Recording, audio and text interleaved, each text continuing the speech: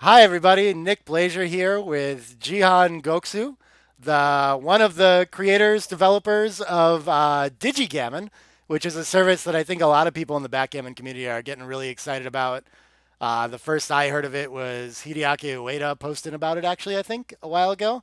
But I got to see it firsthand in Cyprus, and it is a service that runs on a laptop and with input from a camera transcribes your live board backgammon and gives a transcription. And so we can skip this whole having to manually do it ourselves in XG, which I think everyone's really excited about getting to use here.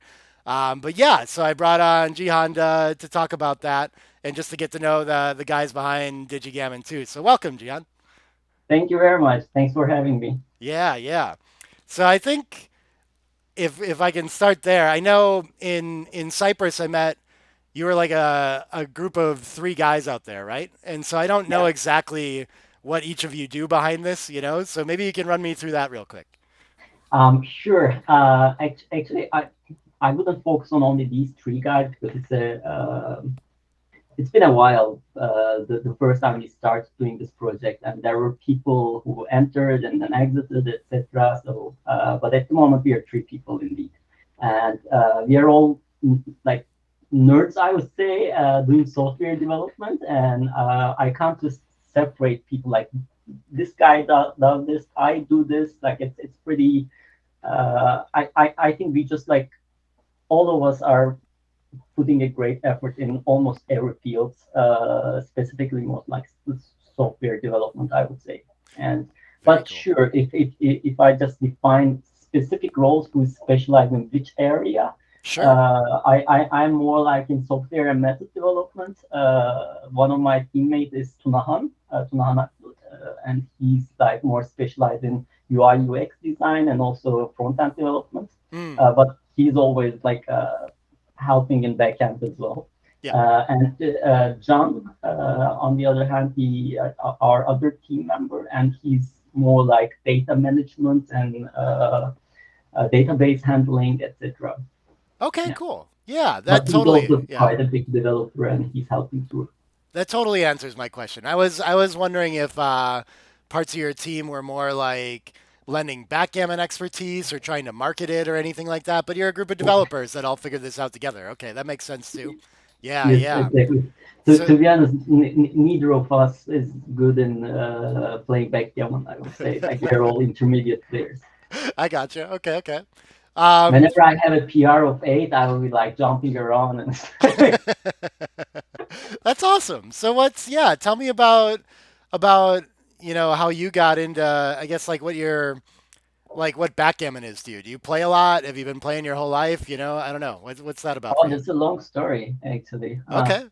Uh, I so I'm from Turkey, Yeah. and most of the guys in Turkey actually they learned backgammon in their childhood Yeah. and liked it from their families, and that was the starting point for me as well. I guess I was 10, 11 years old, maybe even younger. I have no clue. The Jealous. first Okay. time I played with my dad and mom, etc.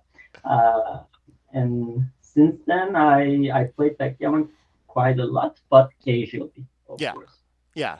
And I wasn't aware of modern backgammon at all. Like I like whenever I was introduced to the doubling cube, it was pretty. What the heck is going on? What is this thing? Anyhow, Yeah.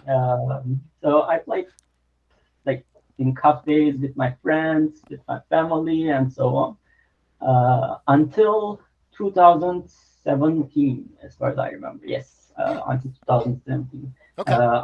I lived in Denmark for a while, Oh, cool. and yeah, and then in Denmark, greetings to everyone. I like them all quite a lot. It's even there's a backgammon club, Absalom. Yeah. There was I've a been. Yeah. you've been there. Yeah, I love it. In the old like repurposed church with like Exactly. and they play grill tennis there too, which was did they play that the night that you were there too? I'm not. I don't remember. I mean, the first night I played was completely only the backgammon tournament. Okay, okay. Uh, The night yeah, that but I it's a went there, cool there was environment. like There was a Scrabble club going on in a different corner of Uh, the floor. Of Still, course, it all still, started with the giant dinner, right, that they do, and it's like five it's dollars pretty feed cool, isn't everyone. it? It's so cool. But like the at some point they cleared out half the like the church floor for just to have open space, and all these people walked in this like country club attire, like white shorts and white polos and headbands, and they have this grill, right? Yeah. And they all come in and they're in teams of two trying to hit like a little rubber ball with paddles into a coffee cup in a grill, and this Okay. is this is their game. And whenever like anyone, they're just like cheering and going wild, and I was like, "What is this? I want to play this," you know. But it Okay. was, I mean, the club is really cool too, and I had a blast there. Yeah, I love that. Perfect. Perfect. I mean, I haven't seen anybody playing there. Maybe when was it? It would have been in 2019, I think, that I stopped there, a little Okay. like right after the Why Swedish did I? Open. Yeah, I see. Why did I miss it? There are always like people playing table tennis and also, as you mentioned, Scrabble and yeah, from time to time chess. yeah, But I never yeah. encountered with it. Such a Anyhow, cool yeah, club though. it's So a you're good place. there and you joined the Absalon club and you're playing. How was Yeah, that? Yeah, anyhow, I mean, I was a little bit bored, and afterwards I've seen their advertisement that there was a backgammon tournament, and I just thought like, I mean, backgammon, right? I played it my entire life, so why not? Like, yeah. I can give it a try. And then I went there. I still remember. Greetings to Thomas from here, actually. The first game I played was with him, and he just started to prepare this camera setup immediately. Like my first game, I experienced it. And when I was thinking, okay, I'm gonna grab a coffee and tea, and we just gonna play chit chat and so on. But he was super professional. He just like set his camera setup, and I was like, what is this for, and so on. He starts to explain like he's gonna analyze all moves after the game. What the heck? I mean, this is a different world. What's going on? Yeah, And probably I did crap loads of mistakes in double cubing and also everyone does. Yeah. checker play and so on. So yeah, that was how I started there as well. And afterwards, I did some weekly tournaments, and from time to time, whenever I had time, I just played backgammon there. It was pretty cool. Awesome. Okay, okay. Did you catch the And study bug from that, or do you still just play casually? Were you like excited how by that or intimidated by it? I don't know. in the beginning I was pretty excited. I even read quite a number of books actually. I started with Paul Magriel, Backgammon, Yeah, uh, and it's over there actually. It's like a pretty big giant book. right. Anyhow, and afterwards I've just seen Mark's Beginners to Badass. Yeah. It was more humane. And yeah, I read that one and also Pure Strategy and from Michi opening concepts and game techniques and so on. Hmm, So hmm. I was pretty nerd back then. Yeah. After finishing those books, as everyone, I started to play Verse, of course, because you need some experience to build up, like when you know the strategy, you know. Yeah, the, yeah. the people in the Absalom was talking about, yeah, you were playing better. What happened to you? I read books. I read. I feel like this is kind of common. It's actually it's motivating to me to like write books this way. I hope that I accomplish something with my match play book that allows you to like apply ideas kind of right off the bat without, like if it's too much, if it's too many new ideas, but like not a lot of focus on when they're the right ideas and when something else is there, you can get into that. And I'm still wanting to write another book about like core strategy of checker play. But yeah, I have that in mind. Like I really want it. If I'm going to make something, I want it to be something that you can take and work in appropriately without like I don't know messing up your like blowing up your game, right? So, but it's But hard. It happens. Yeah. I mean, if someone has some experience, then it's gonna be fine. But back then, that time, I built all my backgammon knowledge on experience only. I played and played and played, and then you have a style afterwards, and you have no clue about the strategy. It's like Yeah. intrinsically say somehow. I had no clue how anyhow. And after you start reading books, like some another world reveals, and you start okay, like there are different kind of strategies, and then Hmm. when you just start to apply these strategies, it's pretty tricky because you really don't know. Like it's kind of a new world, and you just need to decide. Okay, maybe that position is exactly the same what's written in this book and whatever, and you tried it completely different, and you fuck up. I'm sorry for the Yeah. language, but anyhow, Yeah. that's how I felt. No, totally. I think a thing that happens too, maybe you noticed, is especially if you're trying like new strategies early, well, then it takes you into different games too, right? And so you might learn that something in the opening is like marginally better and then not have any clue how to follow it up, right? And so, Exactly, yeah, exactly. it's a giant game that way. It's very difficult. But cool. Okay, okay. So you got the books, you started studying, you met a guy recording their matches. Did you immediately decide you were going to start recording and working with XG2? Um, no, not really. Yeah, after, let me just add another extra point to Sure. what I said. Uh, After these books and like playing a little bit, say professionally, I stopped it immediately afterwards because it was taking a lot of time, and then I just started to play casually again.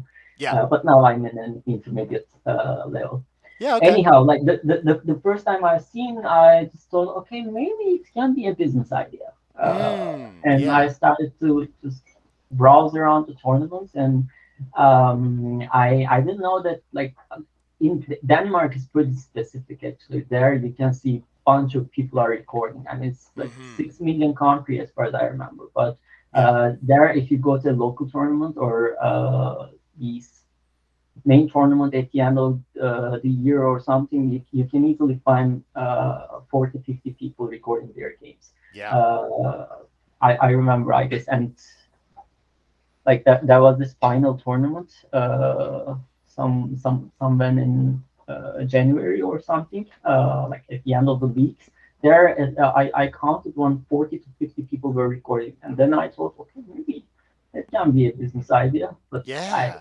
it's still pretty poor Yeah. because when you check worldwide, not everybody's recording. So Yeah, then I Denmark started. is a little bit of a promised land of backgammon that way. You know?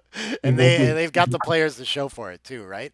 I don't know if it's like as big as it was a decade ago or something there, but they still have a very strong scene there.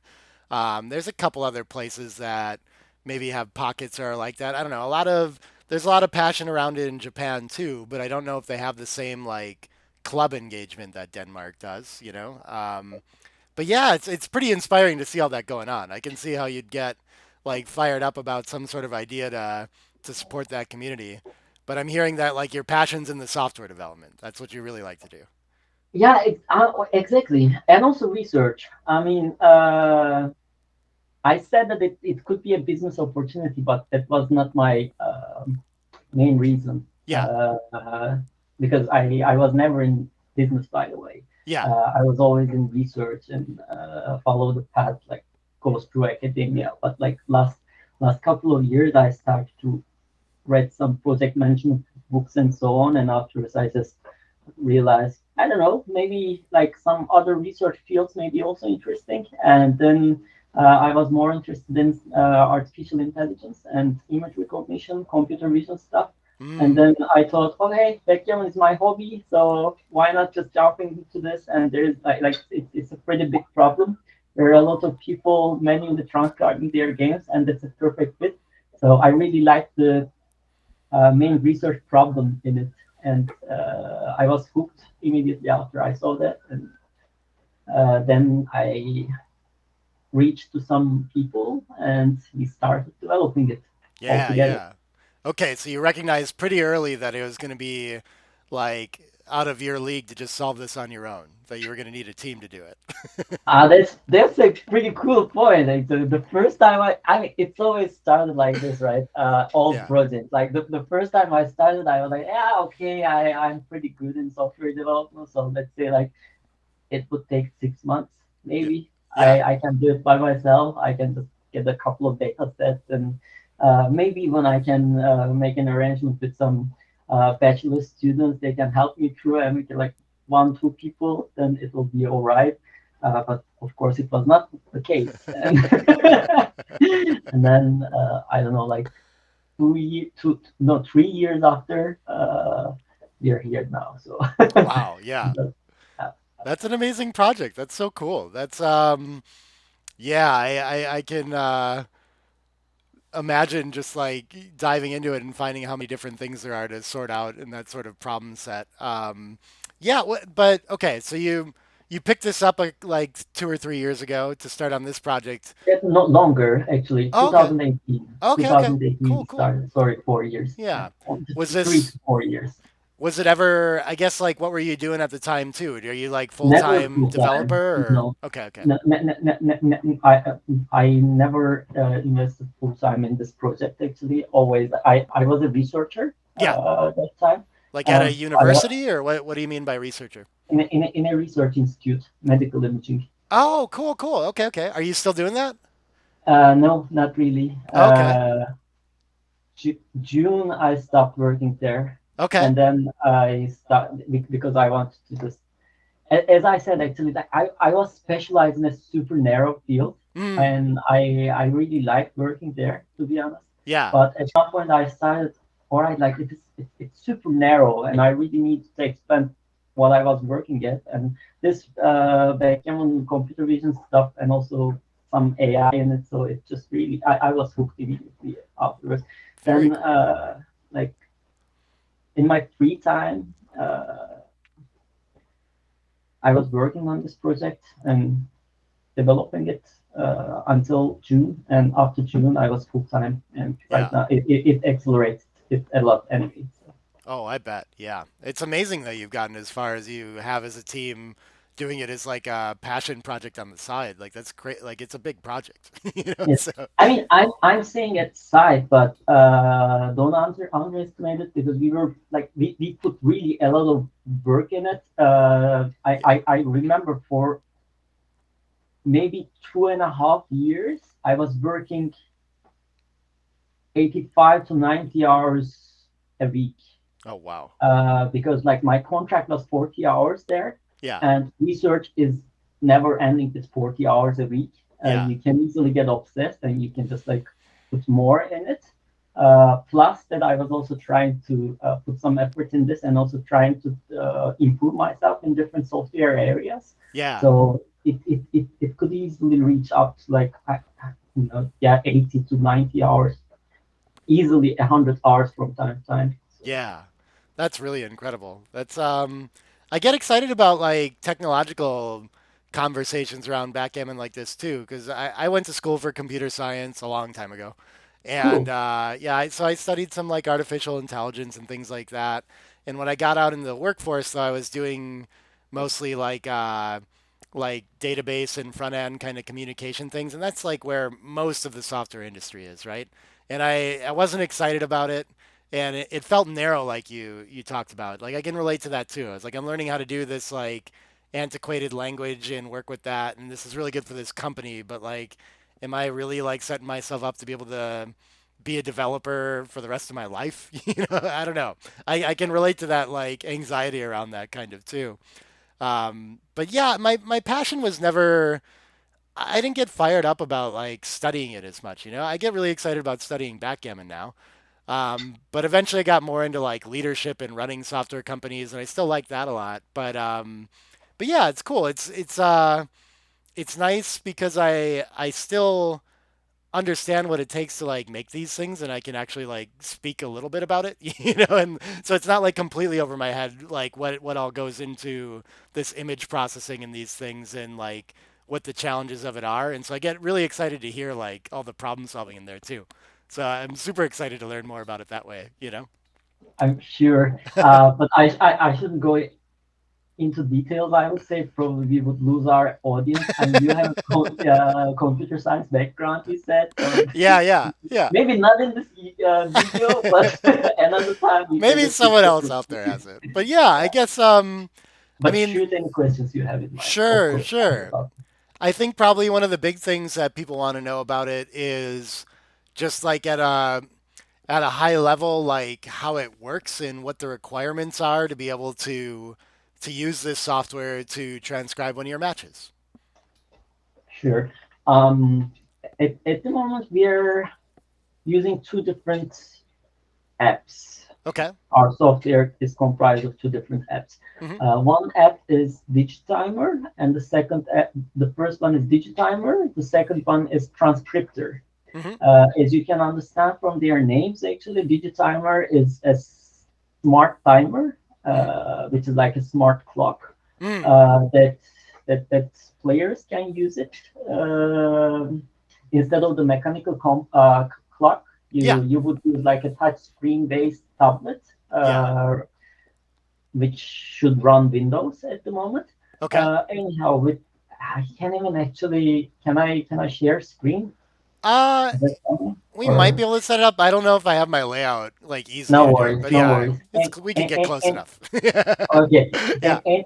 Anyway, with this Digitimer software, you can basically like use your computer or tablet as a timer, and then this would connect to a USB camera. Any Hmm. standard camera would work, and that would just record your games Hmm. and create a zip file afterwards, which Hmm. has like specific info about your uh, like timer info, like which player pressed turn, if which player pressed timer when, and so on. Yeah. Yeah.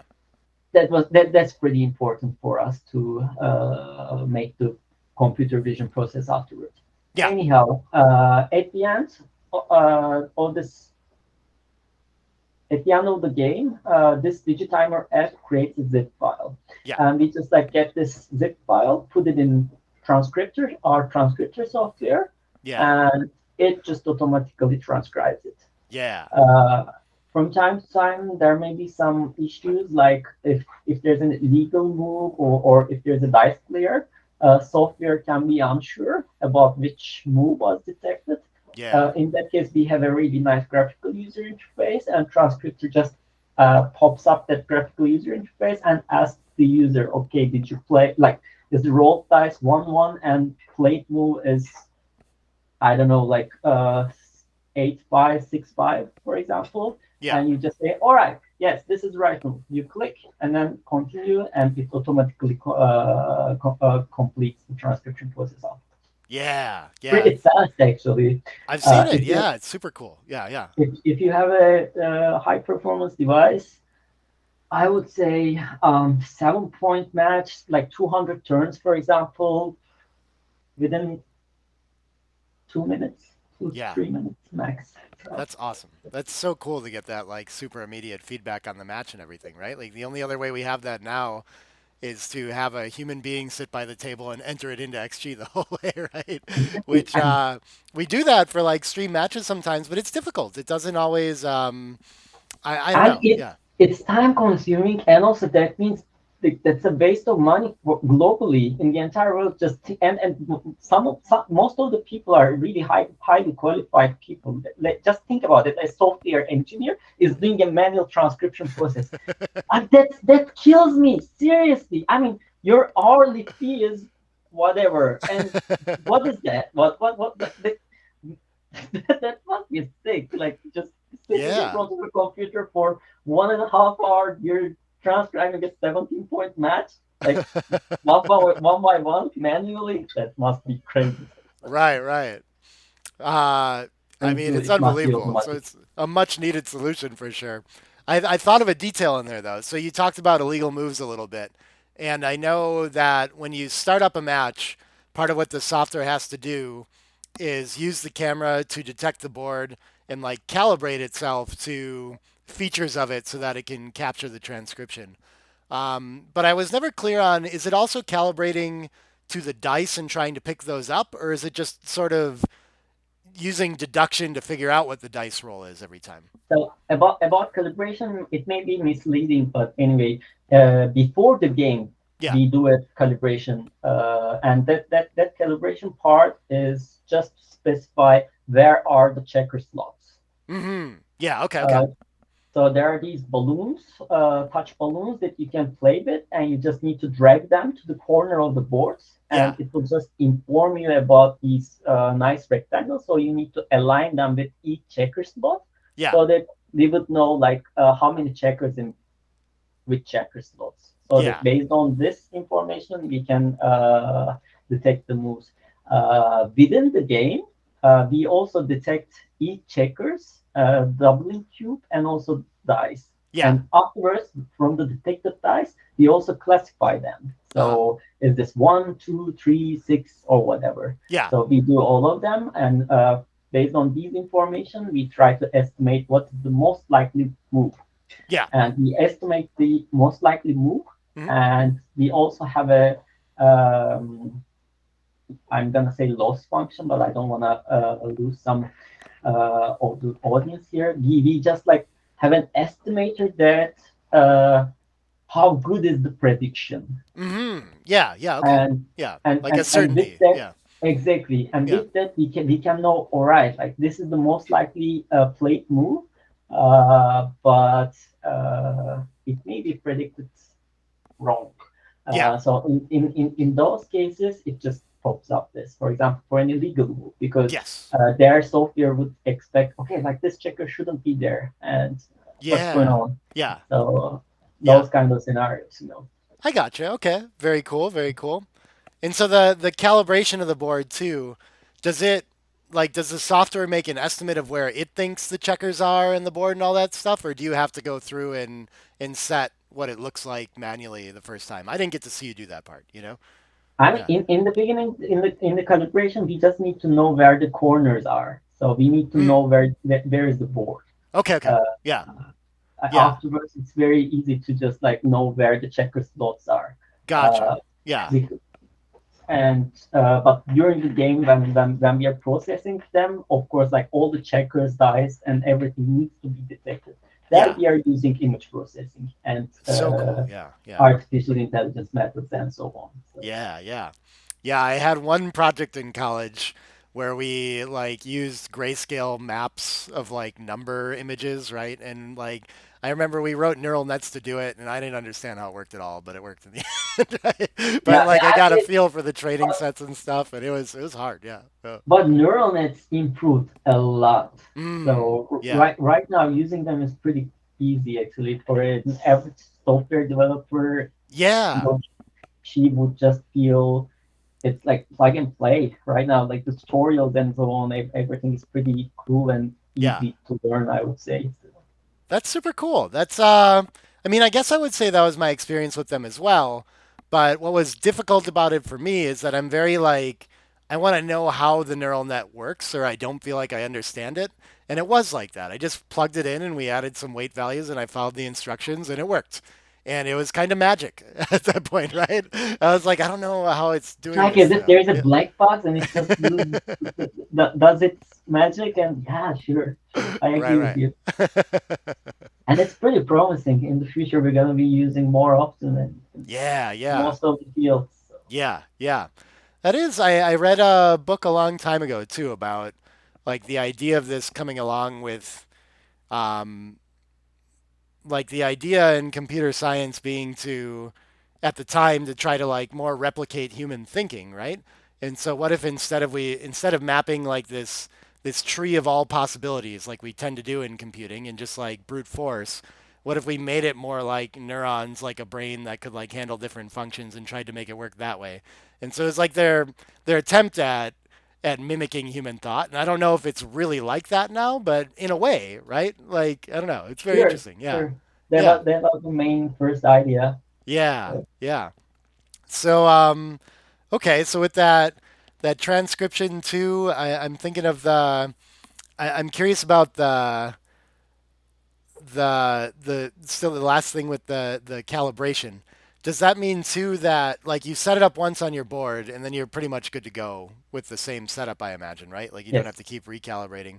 But if you're going to I know, switch but board, you okay. can actually Okay. because there may be cases. Yeah. We also developed for, let's say that your arm just hits the board and it's moved. Yeah. So in that case, we have a recalibrate button within the game. After you pause the digitimer, Yeah. Yeah. you can press recalibrate, and then calibration window just pops up again, and you can do the recalibration and continue to play. So Yeah. you don't Yeah. have to like you don't lose your game. So. Yeah. Very cool. Okay. Okay.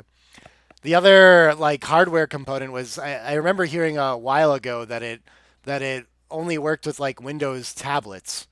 And I guess I'm learning now that's because of the touchscreen clock thing, right? I get, or I presume that's Exactly. a big part of it. Yeah.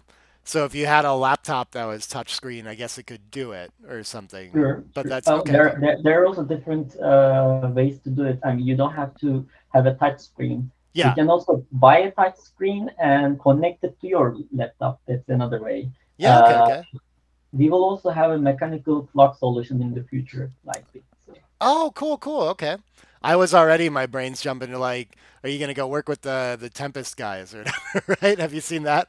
I think it's an overkill, to Yeah. be honest. It's a pretty cool project, and that would work for their project for sure. Yeah. But we don't need that. I mean, people Yeah. are already using these Right. touch Yeah. clocks, and it's Yeah. pretty easy to connect to your computer because we're gonna use a computer anyway. Yeah. So we will Okay. probably design another mechanical clock which will have a USB connection. You can Oh, directly nice. connect it with a USB to your computer, and then you're good to go. I So. bet people really like that. I think there's, as we get more into all these like technological solutions, I think there's still like this tactile loss when you start to get too much towards, the screens. And so having a thing that you touch is still really nice and not having to be tied to your That's cell phone one and stuff. extra Yeah. achievement, don't you think so? For example, like that's my matter of taste, I would prefer probably a touch screen. Yeah. Uh, the reason, like, I don't want to carry another device. That why would I need to carry? Why would I need to carry another mechanical clock with me? So I have my Yeah. computer anyway. So I was doing that for a while. I would like I carried my iPad for a long time just for like I could play on XG Mobile on the plane and stuff, and then I would just use that for my clock because I was like, yeah, there's no way I'm gonna also pack batteries in this, like right. why? So yeah, I'm with you there. Yeah, Plus, our Digitimer has a scoreboard. yeah, nice. There you go. There you go. And one another feature, I would say that's pretty cool. We also added an undo function at the moment. So I think it's pretty important, and I think this timer needs to be first preference for all tournaments. Seriously, I'm telling this to I don't know all organizers at the moment from here. The reason behind there are a lot of incidences. People are playing backgammon, and afterwards they just forget what was the board state. They just roll, let's say 5-4. One guy just play like make this move, take it back, make another move, take it back, make another move, take it back, and I I was witness to these like many times. People were discussing was it like this or board state like they forget the board state, but with Yes. our digitimer solution you're just one click away. You just press preview button, Yeah. and afterwards you can just view what was the last turn, and you can see the board state, and you can just set it back and continue from where you were. And also it can also be another solution for illegal moves as well. So That is fantastic. That is like the biggest problem in live backgammon play right now. I totally agree. There's all this controversy like different federations have had to come up with different rule sets about what happens when someone makes an illegal play and it's so there's no real way to enforce it. And, like we're always counting on goodwill from players and people to try to be like competing honestly. But everyone wants that. I think everyone like well, there's some class of players that think, there's this like old style of like if you can get away with something or trick people, like maybe some people like playing that way. But most of the tournament scene these days, if there's an illegal move, they would love it if something can just pause and say no, that was wrong. But like, what people don't love is like if I'm playing against you and you make an illegal move, I don't want to have to like watch that and monitor it. Like that's a lot of brain power to like a whole nother. I'm already trying to think about backgammon. That's enough, and having to focus on whether or not you played legally is tricky. And so if there's just a button to catch it, that would be amazing. Yeah, but no, no, but I don't want you to misinform. So that yeah, that may require real time process of yeah, illegal moves. So the Digitimer doesn't do that. yeah, yeah, yeah. What Digitimer does is just informing you what's the last video, so that you can Sure. decide. Okay, the board state was not this. So you, Yeah, as a person, you will still need to track if there's an illegal move.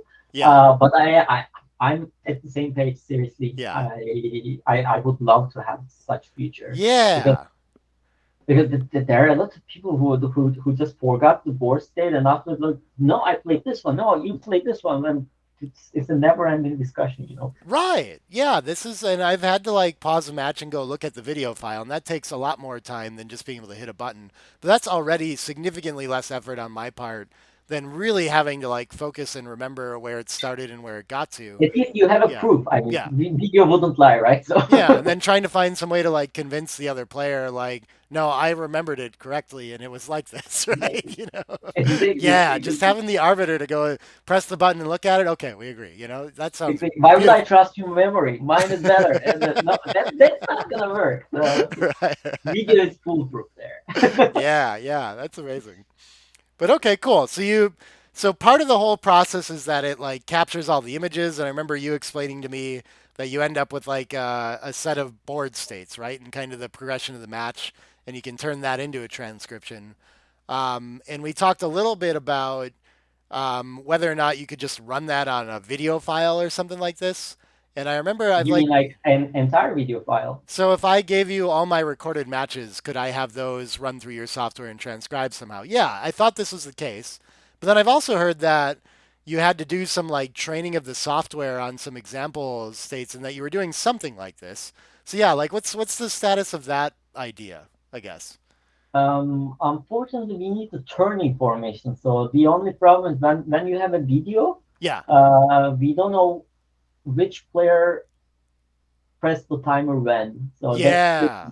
so we Okay. need to somehow chop the videos in a way that which turn belongs to which player. Yeah. And for a single video file, we don't have that information. We need to like Yeah. run another optimizer and some weird, crazy image processing techniques to detect that. And Yeah. in the beginning, we tried to do that, Yeah.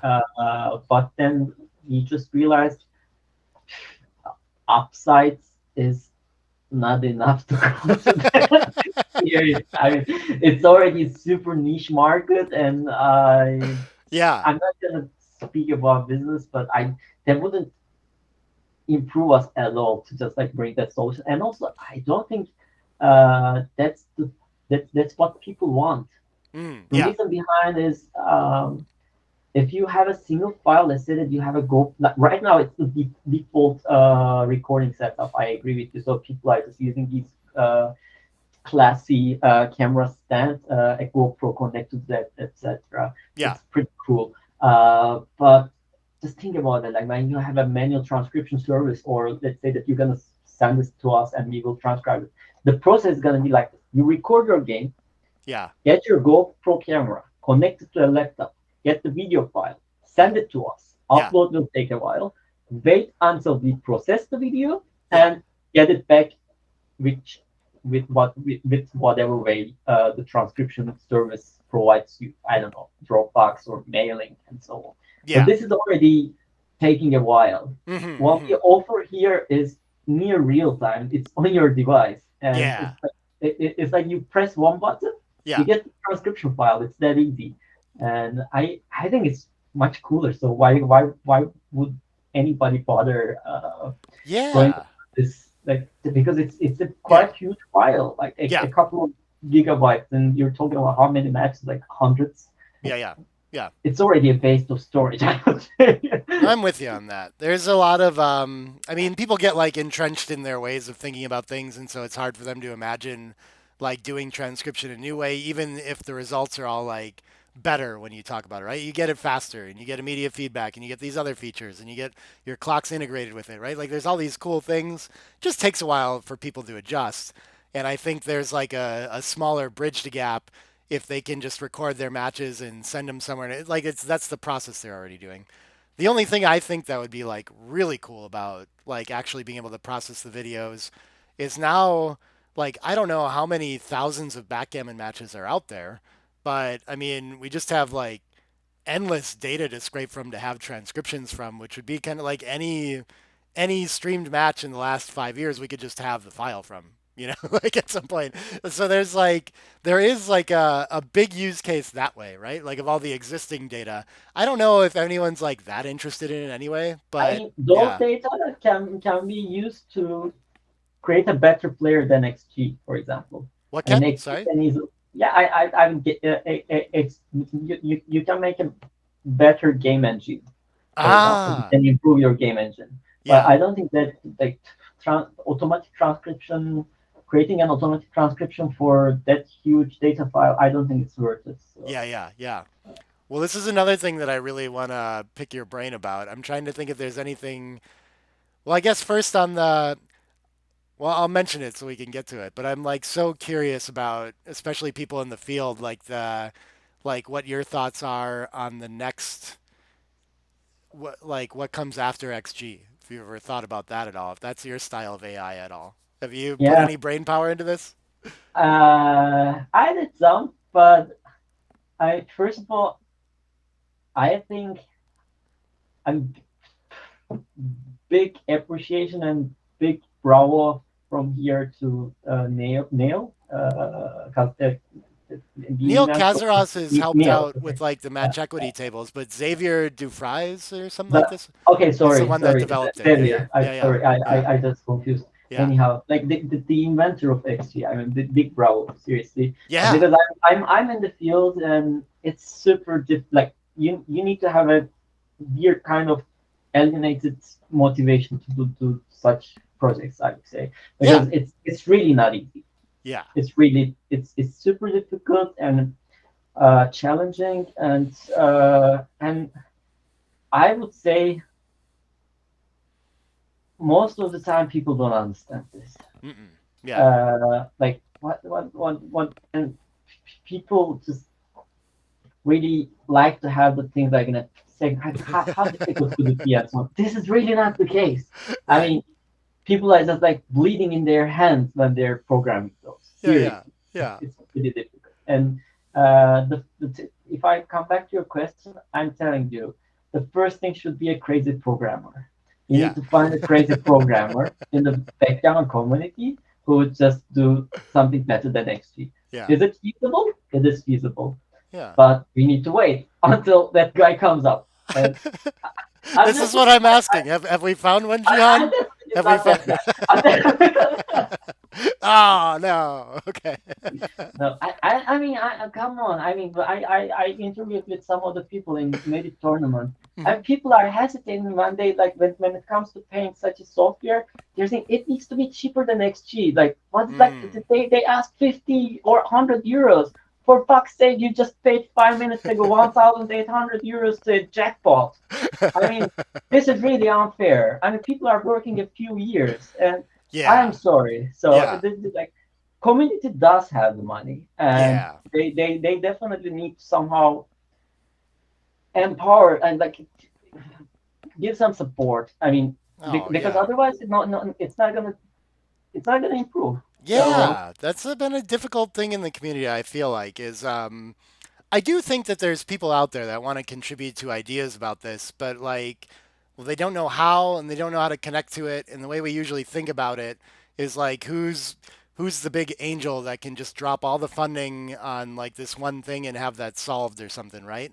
do they And really need that? we're struggling to I like, have yeah, I mean I wasn't aware of that, but I've seen those jackpots. yeah, yeah, yeah, This yeah, is crazy. yeah, Like yeah, people for 10 minutes pleasure, yeah, people can easily pay 2,000 euro. yeah, yeah, And when it comes to a software, like they're asking for like, no, it sure. can't be 10 euros. It should be like 5 euros. I This can is help really, you with that a little bit though. I mean, there's a couple of factors there. One of them is that a lot of the top players entering those jackpots are doing it because they think it's profitable.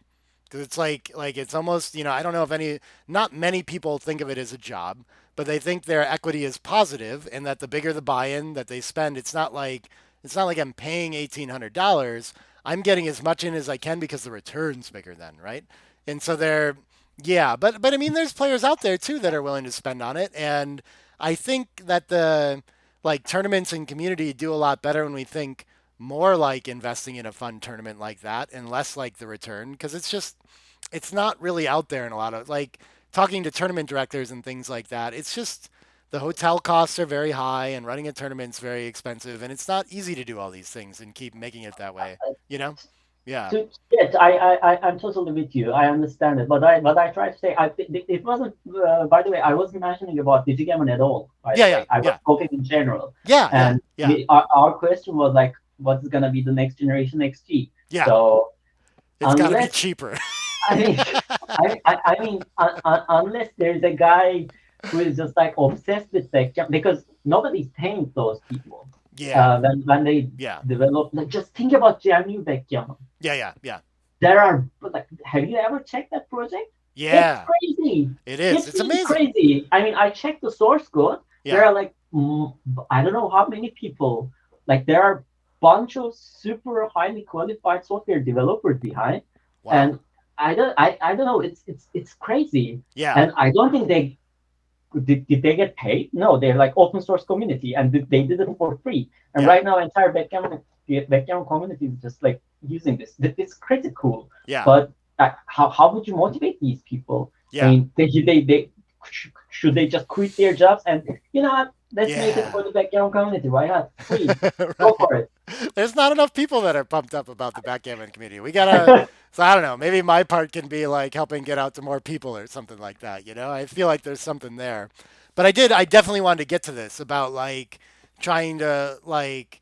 I mean, I don't. I hate using the word monetize the project, but I know your goal is to like get it out to people and also like get some reward to like hand it. I don't know, like trying to figure out what that model looks like now that you've invested years into this For us, project. I Yeah, yeah, mean, right. I, Yeah, I'm so over with the business case because yeah, like we were obsessed with the research problem, as I said. yeah, I mean, we invested crazy hardcore. I mean, we don't expect any like right now. What we are obsessed with the problem, and yeah, it's solved almost. yeah, So it's solved. Our product is strong enough, I would say, yeah, because like we were kind of.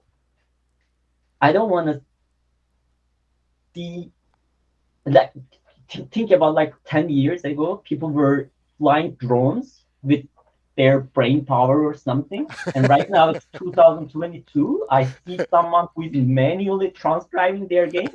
That's sick. I mean, that must be preferential at the moment. They yeah, need to decide, okay, there's this feature, there's this software. I don't want to use it. I like manually transcribing. Then I can understand him yeah, or her. So then all right, you liked it. Just go for it. Do the manual transcription. That's pretty good. But at least right now there is a solution. People just can't do it automatically. They're just like one click away. yeah, So yeah, that's our main motivation because it's a big waste of time and money in the community. yeah, And I yeah, would say that's also very important for global economy. yeah, I mean, why that's a problem, yeah, an automatization problem, and yeah, we did it, and I think that's pretty cool. yeah. So Absolutely. thinking about business wise, it's super poor. So Yeah, I mean, the market is not exponentially growing. So sure. But I know that there's a lot of people out there and a lot of use cases for this software and things like that. And what people are going to wonder constantly in this is like, well, how do I get it? But also like, how do I contribute so that it's more likely that I can get it, right? Like, how do I support this project? Can I buy a license for it? Can I like donate somewhere to like get us closer to it? Like, and I'm imagining that not being like super tied, invested in the business case of it, like licensing it like an XG probably doesn't seem very attractive and having to manage all that and build software around that. So like where are you at with that right now? What are you how are we you are we are hoping to get it out to people? Yeah. we are very close to finalizing our website. Right now, our website doesn't require any registration or something. Okay. But in the near future, there will be a login function. You can register, and I after just saw people. the emotion drop out of your face trying to say that. No, sorry. Well, I That's, guess you'll that's yeah, like I mean, because it's boring stuff. I really I like to read. know, I Yeah. know. But I love it, anyhow, but continue. Yeah. and people will then register and so on, and there will be different options. Most likely, we will start with DigiCoins Okay. or DigiMoney or whatever, so that you can buy some digital money Yeah. there. Let's say like get 100 euros of digital money, DigiCoins. Yeah. And afterwards, you can just use these money to get your transcriptions. Yeah. And we're planning to release our software in April. But before April, we need to finalize everything of course, in very near future so that people can contribute.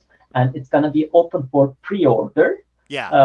the devices and the transcription packets and so on, or people will be able to buy these digital coins, digimoney, Yeah.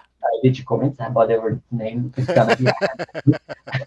And afterwards we will just see like what's going to be the contribution to our project, Yeah. and the early contributors will have some like support packages and also maybe discounts after the release, so they are going to be motivated to get their coins in advance. So if you get it as early as possible, then it's going to be better for you when it's in the release date after April. So anyway, after April, so before April, we are gonna just wait until we get some contribution, and if it's gonna reach up to 100,000 euro, and I'm talking about the entire contribution. So let's say that if there's a device cost, then it's gonna be like I'm talking about the profit, I should say. Yeah. Uh, Sure. so so if it reaches up to 100,000 euro, in that case we're gonna just like we're gonna make it license free and free and Oh. available to everyone, Yeah. so that the entire backend community can use it, and each software developers in the world can see the source code. They can also improve themselves and so on. So we are pro open source. So Yeah. that will be great. Actually, that's our first performance. Yeah. Preference. And yeah, that's what we think, and I hope it's gonna be the case. But if it's not, Yeah. then we're gonna release the products and Yeah. try to compensate it somehow. And if people can, uh, I don't know, like I'm really. I really don't care about the money at the moment. I'm not sure how much will it bring, but I really do care about the people who suffer in manual transcription. Yeah. And as long as it just solves their problem, Yeah. perfect. So I love that goal. I love like having that line out there that, as people think about what they can contribute to being able to use this and how like that that the goal is to just solve this indefinitely, right? And that we're trying to get to a point where we don't have to like charge for the service, or you are trying to get to this point. Yeah, where it can be open source and it's just like if it can just get to like this line, then you're there. I think that's really cool. It's a nice way to put it. So you don't have to keep managing that going forward too. I feel like there's some like business smarts in that too. Yeah. and I'm telling you, I'm not gonna be in this field forever. I will Right. be probably playing backgammon forever, or in my entire life, let's say, not forever. But Yeah. but anyway, I'm not gonna be developing forever. Yeah. Yeah. So Yeah. let's say that in 10 years, if it's not open source, who's gonna develop this? I mean, AI model or our software is not gonna work. I Yeah. mean, 10 years from here, that means like all of these software is gonna be garbage. Yeah. Yeah. So you Yeah. just need to like modify, update, and like I am telling you, like the software is people, all of you, I'm telling you, people, seriously, whatever software you're using, it's not plug and play. I mean, people are like continuously trying to improve and develop, and it's never ending process. So Yeah. Yeah. Yeah. Believe him. Believe this man, Jihan. He's right. That's for sure. But cool. So is there somewhere that people can go contribute now, or you're still setting it up, or and if and not, like, we are so close, seriously. I mean, okay, where should within people follow along to see like when they can get involved in that? our social media, Yeah. DigiGammon, Cool. like Cool. in on Facebook. Have that up there. Yeah. Okay, I have it. perfect. Yeah. Yeah. Facebook, Instagram, Twitter, from our website, Yeah. digigammon.com.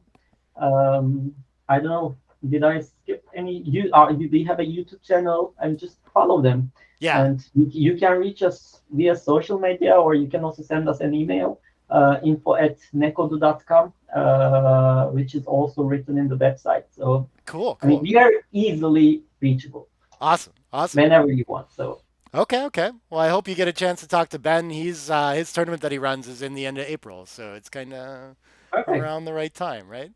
And yeah, we're like right around an hour. I had one more question I wanted to ask you, but we can cut it there if you want. Or what? Yeah, I have time. I mean, Okay. like 9:30, I need to be Yeah, yeah. Okay. Well, leaving. So I have still 25 minutes. You just decide. this is just my own like pet thing that I keep asking about. Like the so back to the next generation of XG, and everyone keeps asking like, well, everyone's idea is like DeepMind or AlphaZero or whatever has solved chess and Go now. Like, why not backgammon next? And how do we get interest in this? And I mean, there's a couple problems with that. But what's been like really alive, and I haven't been able to get like a solid answer on, is that I'm not convinced that the unsupervised learning, the algorithms just giving the game to these things, that can work with backgammon. Um, because in games like chess and Go, you get to a very clear and definitive like win-loss state, and all of your decisions led to that. And so you can happily go along that path and keep figuring out this is winning and losing, and you get really good feedback from playing games. In backgammon, you can regularly make all the best decisions and lose, and make all the worst decisions and win, right? And so the feedback is muddy from just playing the game, right? And But I so think yeah, there we need to first define what is the best move. What do you mean by best move? Is like yeah, the move which is basically maximizing your winning chances, or what is that? You need to define that. I would say first. It's yeah, gonna be also player dependent, so it's gonna depend on yeah, who are you playing against, and yeah. uh, it's a pretty difficult question. I agree with you. Yeah. Well, I think you can simplify some of that in like game theory. It's highest equity, and you assume that the opponent is the opponent making the highest equity plays, and you can just live in this space, right? And sure, there's always adjustments you can make, and software to help us with that is interesting as well. Though I'm not convinced that the adjustment is as big of a part of the game as it is with like poker or maybe even chess, actually. That one, like getting into comfortable games versus uncomfortable ones, makes a big difference. I don't see that as much in backgammon, but I'm still like the hardest part of solving these like chess and go games is like having massive amount of computing resources to run this style of algorithm to figure it out. And I think backgammon is like orders of magnitude larger. So what I keep like wondering is, well, is it even like possible on a human timeline to do it this way? Is it just like waiting on the next iteration of hardware and then we could get there? Like I don't know if you have any feel about that, or do we need a new I think it's approach? totally it's totally possible at the moment. I'm not sure what XG used actually. I really don't have any idea how it's developed. Reinforced learning with neural nets. Yeah, but I mean, reinforcement learning is pretty a Yeah. wide field, and Right. I'm not sure what exactly used there. For Okay. example, DeepMind's like state-of-the-art reinforcement. I'm not sure how am I gonna speak layman language here, but Yeah. for example, there's something called deep Q learning. Like I don't know, like a few years ago, it was invented as far as I remember. Yeah. Uh, I'm not following well, but that must be the state of the art in reinforcement learning. Okay. And it can easily be used there. And Yeah. I'm, I'm not sure if XG is using that, but unless they use it, then that means it's easily repeatable. Okay. Uh, um, Yeah.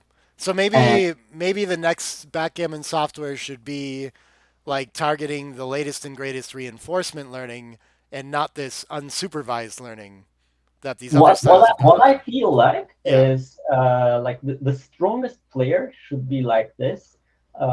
It would automatically detect its opponent and adjust their Mm. game strategy real time accordingly, Mm. while enforced with one of the state of the art strongest reinforcement learning models. So Yeah. that can be pretty tricky, but just imagine an XG or a GNU backgammon, Yeah. which is like highly trained so that it detects how you play, how Ah. how her opponent plays actually, Yeah. and just think like, we are at the same page that like your moves need to defend how strong you are, right? It's Mm. obvious. Yeah. It's a no-brainer. Yeah. The reason behind you need to play either more safe or like you need to make the game more complex. but this is not coded in XG, for example. But just think about an automatic software; it can detect your PR Yeah. Yeah. on the fly Yeah. while playing, and Yeah. afterwards, all right, like this guy doesn't know anything about backgammon, so I need to play a little bit more safe, or I'm playing against Mochi. Get your shit together. Let's not make this Yeah. bold play or something. So That's fascinating. Okay. Okay. Well, cool. I was hoping as we talked that you were going to be the guy to make the next version, to make the XG3. I don't know. You should still see if you can reach out to Xavier. He might be interesting to talk to. Maybe I should have him on or something too if sure, we can I talk mean, to him I about. would love to. As Yeah, I said, I mean, that would be great to just be in the community more. But our team is super busy with the development, of so course. Yeah, but from now we will be more in the tournaments, and I'm looking forward to meet all these great people in the background community. So why not? yeah, I man. would love to. Well, cool. I appreciate your contribution to the game so much. This is like really inspiring stuff to see out there. I can't wait to see how we can like contribute and hopefully get you to your goal with that too, man. And yeah, Fantastic. thanks so much for joining. You can reach out to Jihan and the whole DigiGammon team on the links that I provided up there too. And yeah, I guess have safe travels. You're off to a tournament, right? Yeah. Yes, exactly. I'm gonna be in Istanbul soon, hopefully. Awesome, man. Well, good luck out at that tournament. All Thanks a lot. Thanks a right. lot. Thanks, Gian. Bye, Great. everybody. We'll be back Cheers. soon. Bye bye. Bye.